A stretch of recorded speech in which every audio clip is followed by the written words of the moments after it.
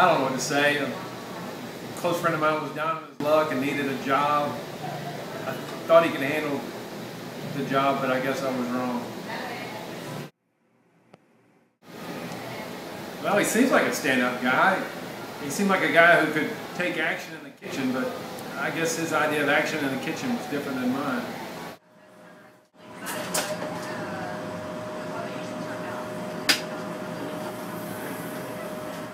I fucked up. I can admit that now. Yeah, I'm gonna have one of your world famous burgers with some extra mayo. I wouldn't do that if I were you.